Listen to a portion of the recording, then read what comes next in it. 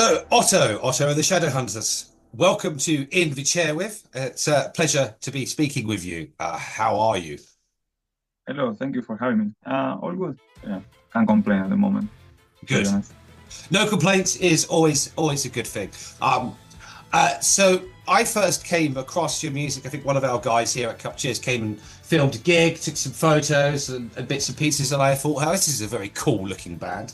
And then that led me on to do a reaction video for Fun, which was it didn't it was one of those examples. Exactly was what it said on the tin. An absolute fun stomper of a track, and I enjoyed it thoroughly. Which kind of brings us here today to explore where you came from, where this concept came from, and more about the music. So, where did you start as a musician in your journey? Well, thank you first of all. Glad you liked it. Um, well, I started as a singer in a metal band when I was basically a child. I was like 12 years old. Just because my friends were playing and they didn't have a singer, and I didn't know how to play any instruments. So I started singing. I was just screaming into the mic, to be honest, because the amp wasn't big enough, so I had to scream louder than the drums. So I shot my voice every time we played. I was losing my voice. And from then the bass player quit, and one of my heroes, idols at the moment, well, always was Lemmy from Motorhead. So it was like a natural progression, singing, starting playing bass. And people are gonna kill me, but of course, in my mind at least, playing bass is always easier than playing guitar, at least as a beginner. You can get away with playing a couple of notes and you can play. Yeah, a lot. I think you can get away with it. My compositional journey is I'm a keyboardist. I wasn't able to find reliable band members that could sort of play or wanted to play the stuff that I was coming up with because it was a little bit more progressive and complicated. So I took to guitars just to fill the space. Then, of course, you've got to have a bass track, and I've got away most of my life with just following the root notes, you know. But it's in recent years I've adopted, you know, I've actually tried to learn the bass properly, and I've come up with more creative parts, and it's such an underrated instrument. The complexity and the nuance it could bring, like any instrument, I suppose. But those days of just treating my bass as a root note machine are long and over, and I'm now really fascinated by it. I suppose I've always had this bizarre fascination with the black and white keys and what you can get out of them, and now it's lending itself to bass, and it's just a wonderful instrument. It really is. Yeah. But you also, usually underappreciated, I would say. Usually, yeah. yeah, and you also then have kind of moved on to guitar as well because you've seen in the video with. Yes. So basically, once I started to focus more on composition or writing songs, I realized I wrote a lot on bass, but I realized, okay, if I want to front my own project, it's easier to just play guitar and to write and to write the entire song because I do everything myself. So that's how I started to learn guitar. Pretty late in life, I would say, compared to most musicians. I started playing guitar at 18 or something. Yeah. Well, you know, late in life, you approach these things when you do. Each journey is varied, and I speak to a lot of musicians, as you can probably understand, and you know, some of them say, "Oh, I wish I started this sooner." But you know, the magic comes when the magic comes, and it's never punish yourself for it. Exactly. So, Otto and the Shadow Hunters, I mean, you've got the image, you've got the vibe, you've got this kind of gothic rock sound, but you've got the hat, you know, which you're even wearing today for the interview. So let's talk about that as a concept. Where did it come from? Because it's perfect. It looks really good. It's very well executed. Well, thank you. Appreciate it. Well, yeah, as you mentioned, it's not only the music or it's like a concept. I like to play around with the idea or the. To me, it's very important the image and not just the sound, but the show that we put on and the theatrics of how we build it. The Shadow Hunters. Well, the name comes from a very old video game from the 90s. It's called Gabriel Knight, and I'm gonna try to summarize it. Sorry. So you're a. Sorry. Yeah, tell me. Sorry. No, sure. Yeah, go ahead. Oh, okay, good. So yeah, you're a writer in New Orleans, and you're writing about voodoo murders. It's quite, and I was like 6 years old when I played this, and I didn't speak English, so I had to learn English by playing the game. It's quite intense. Long story short, you realize that you come from a long lineage of shadow hunters. Your great-grandfather was a shadow hunter, and it's like people who fight evil, like werewolves and vampires and all that. And that always stuck in my head. And the game is so good because it's very grounded. You're like you're a writer, you're just writing a book, and it starts to get into the voodoo stuff. So when I was trying to build my own project, the Shadow Hunters, I always liked that name. And to me, it can have many meanings. Like for one song, Shadow Hunters, it means, I don't know, they can all be witches, or you can, Shadow Hunters is like you're fighting your own shadows, or you can go cartoony about it, you can go deep, you can go philosophical. So I like that concept of having a name that opens itself to many interpretations. So yeah, and I always like the darkness, and like even I don't like the sun, I don't like being in a park. So it's always been like that. So, yeah. So in the side where the Shadow Hunters can be interpreted to fighting one's own demons, is this something that you express in your music? And if so, kind of what topics have you covered or drawn to? Well, yeah, it depends on the song. We have one where it's called Already Dead, came out in January, and I'm writing another one, which is called Too Intoxicated. So it, yeah. Okay, yeah, there was a little nod of, yeah, okay, let's talk about that one. So, okay, so let's say sometimes I've found myself in situations where I've gone a little bit too overboard with drinking or with partying. So definitely that's one of the demons that I'm working on now. And so not being straightforward in the lyrics, but yes, definitely having like making an allusion to that.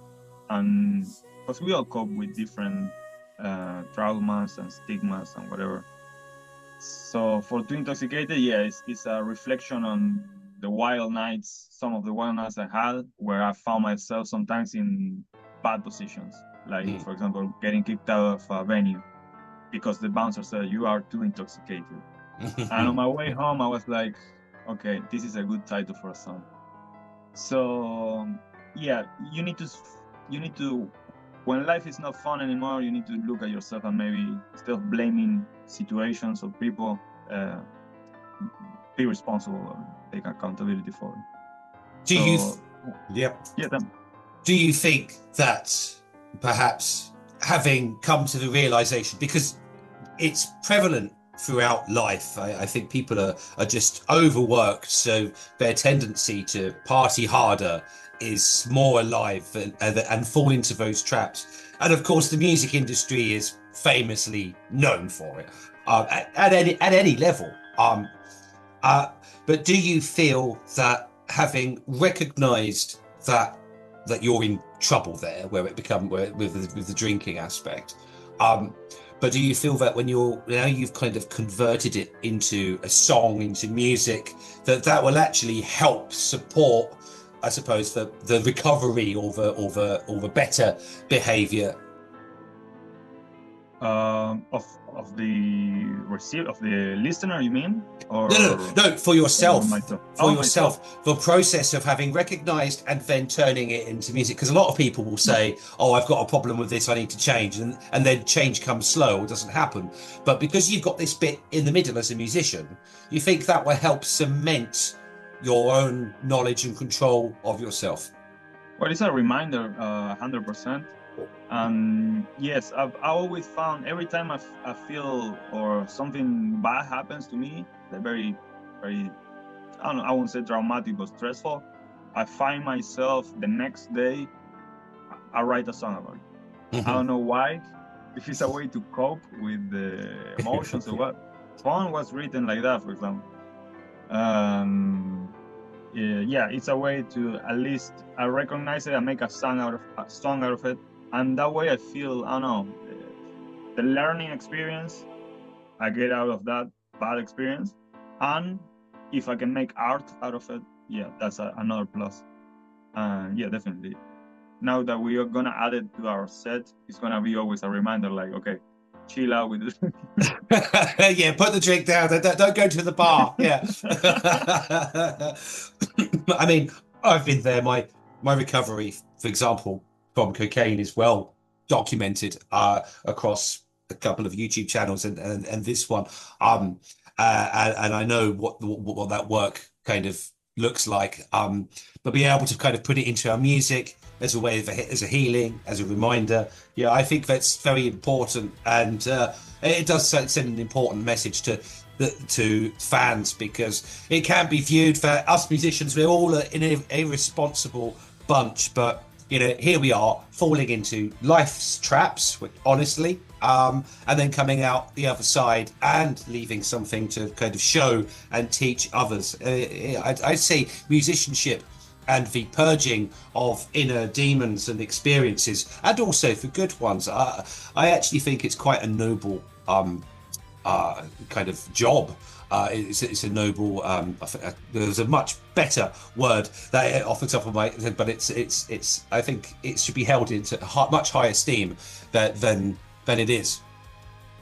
Yes. Well, I felt a little bit in the trap of the rock and roll idea of like, to be rock and roll you need to be wasted, or alcohol, drugs, all of that. And then I realized, like, it's a choice. I'm not gonna be preachy, and I'm not gonna be the sober guy or whatever, but you don't need to destroy yourself every night to have fun. Like, there's a limit to everything. No, yeah, absolutely. So moving away from the darkness just for a moment, but one of the things that I kind of noticed about what I saw on the live performances, you have all these kind of sort of dancers, and so who are the other people? I suppose if you're Otto, and maybe in one respect they're the Shadow Hunters. Tell me about them, because I think there's a bit of a kind of revolving door mechanism, isn't there, with you? Yeah, basically the Shadow Hunters is just a collective. I like to think about it as in my mind, it will be similar to Queens of Stone Age, at least the early iterations. Every time you go to see them, there's a different lineup. And I like to think of the Shadow Hunters that way, like it's not a set core or team of musicians. Whoever is available, if they look cool and they play cool, they can be a Shadow Hunter. That's all you need. Well, I can play cool. I can play cool, but I don't essentially look cool. Yeah. I get you some makeup, and there you go. Oh yeah, there we go. Thank you. Yeah. So potentially anyone could be a Shadow Hunter, Yeah. So, yeah. But it's good. It's a kind of fluid, and I suppose for you as the project kind of master, it keeps your momentum going without the constraint of, is Dave available on Tuesday for practice? Have they got time to record their bass? Yeah, and so on. Yeah. Did you design it that way? I didn't. It just happened by nature, and now it's just as you mentioned, as you say, it's just a practicality, because I don't want to lose gigs or opportunities just because someone's not available. So I want to be the one that says no. So at the moment, I do like the team that I have. Like, I have a great bass player. The dancer is amazing. Drummer is great as well. But they can be replaced. but hopefully not. If they're watching, he's definitely not looking to replace you. Keep them on their toes, Nah, but I do like the current iteration. So we're playing, for example, 7th of November. Yes. I really, they're all in the music videos already. So my bass player now my drummer and the dancer, they are all like part of the core team. So I do like also, if they're available, I like to have them there because they are in the videos and they look amazing and they play so well. But it's fun. Like, for example, we had a different drummer for one of our shows at Blondies, and it's fun how to see a different mind playing those parts. Like, she did some arrangements that I wasn't expecting. I was like, oh, that's sick. So it keeps it fresh as well. Yes, because it must be, it is quite trying, being kind of sort of on the road, like venue to venue to venue to venue, and being part of that circuit. I mean, I had a taste of filming a documentary following a band around France. I loved it. I love being on the road, but you can see the kind of sort of the weariness that kind of sets in. Like, how has that experience been for you? Because you're quite active, and tell me the story. What's been good? What's been bad about that being out about life? It's kind of crazy. You don't appreciate it until it's gone, I would say. Mm-hmm. Like, when I was on even like 2 months ago, I was like, show, DJ set, show, DJ set, because I do DJ sets as well. Oh, okay. We'll move on to that in a second. Cool. So I have a day show. So it was like, I was kind of an automatic. And then I had like a break for like 10, 15 days. I was burnt out, and because the gig got canceled, and I had nothing going on for like 2 weeks. And then I was like, oh, okay, I do miss that. So now I am very excited for the show that's coming up, and I have a DJ set next week. So I think you need to, there's an acting exercise for that, to like center yourself in the present, in the moment. You need to try to appreciate where you are and what you're doing, because sometimes you forget. Even if you're playing in a venue, you don't appreciate it. But if you look back even a year before, you're like, oh, this is what I said was my dream, or what I wanted to do. So now don't complain. And also, even if it's for you, it's like the 10th show or whatever, the people that are there, they might be seeing you for the first time.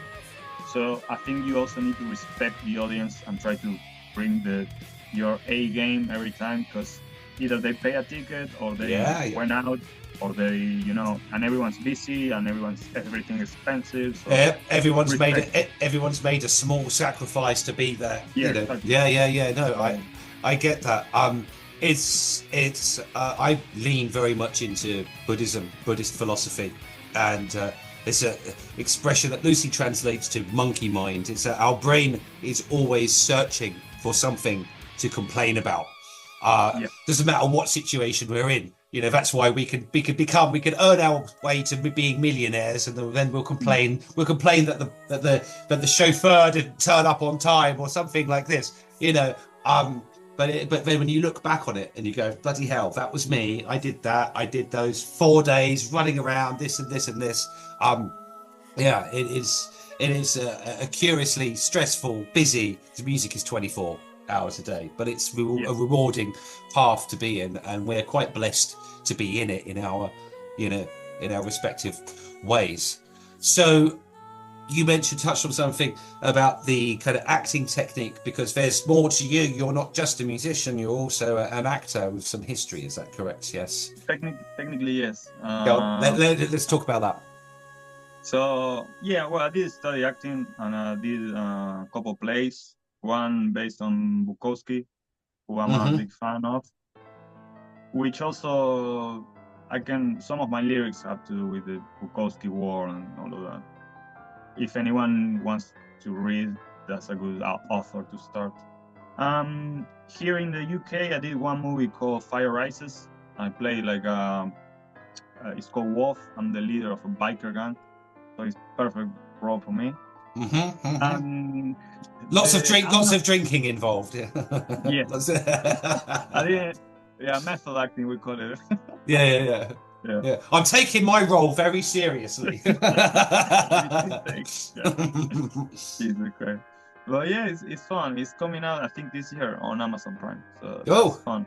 And it's good to have like those tools for performing live and stuff like that. You can, well, there are breathing exercises. There's even one that is so simple. You just need to look at something that is in front of you and start to like appreciating the details of whatever it is. Let's say a light or your guitar or whatever it's in front of you, and it's a form of meditation, let's call it, or whatever. Yes, yes, And yes. that centers you in the moment. So sometimes I try to do that. Like, for example, I was doing a DJ set. I remember it was a couple of weeks ago, and it's so crazy that I wasn't having a good time because I wasn't appreciating. I was so tired, and I was in the, you know, when you're in autopilot basically. And then Yeah. I was at one moment I started looking at my lights of my desk, and I was like, bro, you're DJing in London. This was a dream of yours for years, and that brought me to the moment, and I started appreciating the audience and the way they react and stuff like that. So, and I got everyone dancing. So, I think that's important to always try to be present. That's, yeah, not just go with the motions, because you can become like a robot basically. Yeah, no, absolutely. You know, if we follow the cycle of our own mind, what we're worried about and how we're feeling, la la la la la, sometimes we miss that central moment of, you know, being centered and looking at our surroundings. And sometimes that is actually all it takes, is just to detach from the eternal narrative. Almost like we've always got a voice that's in our head. Well, most of us do anyway. But then you introduce another one, which I kind of loosely called like the observer, that goes, okay, check in, what's going on here? Okay, your head's doing this, you whatever. Okay, take yourself away from that, go and look over there. What does that look like? What does that sound like? What does it feel like? I'd say wind in my hair, but I don't have any hair. Plenty of wind, no hair. um and come back to focus. So DJing, what is it that you DJ? Is it kind of, I'm going to take a guess that you're either sort of some crazy tech house, or you're going industrial. What is it you DJ? I don't have the skills yet to do tech house. I would love to, but I don't have the skills. Okay. No, I do like metal, Okay. industrial, goth, rock and roll. Mainly I started as Lim Shim's liquor store, and now I'm doing blondies.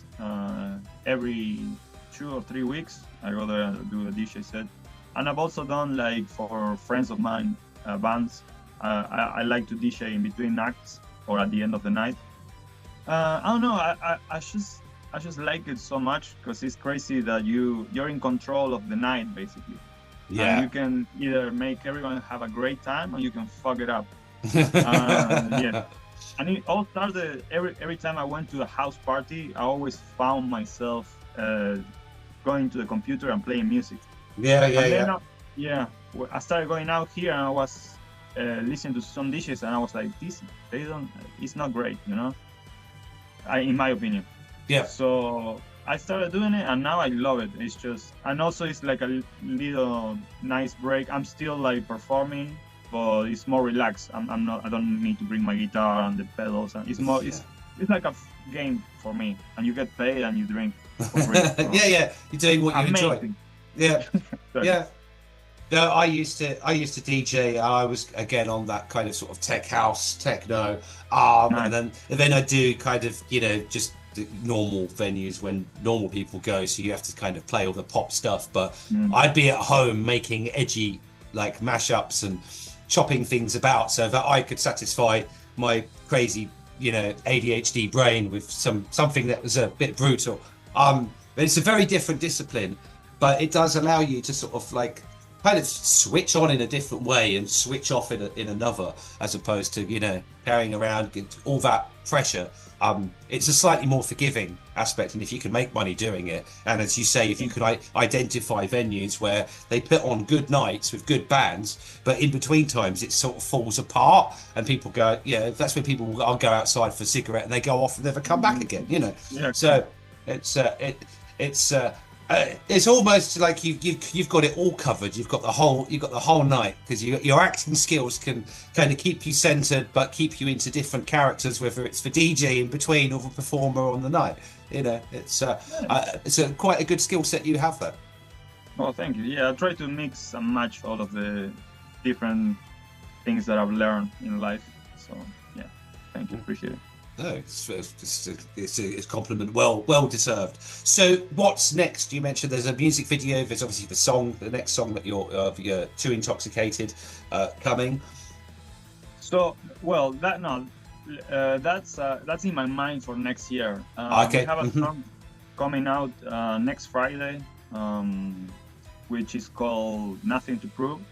We shot the video at Blondie's during a live gig. And we're doing a little release party as well at Blondie's. I'm gonna do a DJ set next Friday first, and we're celebrating the release of the song. And then we're playing the 7th of November at the Open Anchor. We're opening for Glitch, so quite a busy couple weeks. But I'm really happy. The video turned out amazing. I work with Sync or Sin Media. It's a friend of mine. It's amazing. Yeah. So I'm really happy with the video. Yeah. Well, when you've got that up and the links are there, it's quite likely I'll spot it. But you know, my algorithm spits out so much, as you can imagine. Well, I've got my fingers in everything. But if you remember, do send it across, and we'll do our best to share it here over at Cup Chairs. And me personally, I've introduced your band to a few people. I've gone, these are cool, you'll like this, you know. This is what I do when I discover something that I like. I automatically go to think, who do I know that will like this? And it's like, I have 1,000,001 different group chats of, you know, people that, you know, one friends groups, but genre groups, people who like this. And it seems to be what I'm born to do, share music around and not get enough time to create my own. That's everyone's story, isn't it? So, what could you possibly say, whether that's in part of sort of advice based on all of your experience and the trials, tribulations and successes that you've navigated, to someone that is either frustrated at their position in the industry or is losing a bit of faith or just needs a bit of a push to get back on track? What's your words of wisdom? Platform's yours. I have words of wisdom. Well, I have two. One, very important, I would say, take care of your hands. That's the main thing if you're play guitar or something, because I have like a chronic tendinitis here. So warm up. You can buy it on Amazon. It's like a sports thing. You should roll that before playing. Yeah, I've got. And that warms you up. That's it. Just do it every time. Don't be lazy with that. And for if you're feeling, I don't know, if you're losing hope or stuff, it's gonna sound very, I don't know, kind of hippie or something, but try to appreciate every small win that you get, or every step that you take, because it might not seem like it, but every little thing that you're doing, even if you think back 6 months or a year ago, you can appreciate, oh wow, I wasn't even expecting to be this far or get this opportunity or to do that. So, and if you're burnt out, like if you're not having fun with what you're doing, I would say take a little break, even a week or two. If you miss it, it means you need to keep doing it.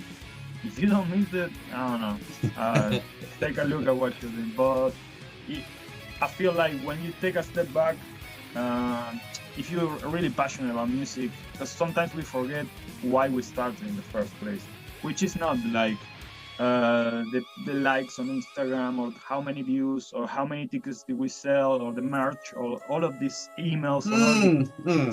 Forget about all of that and just grab your guitar, bro, and just play and for the love of music, and you'll find yourself, okay, I actually enjoy playing music, you know?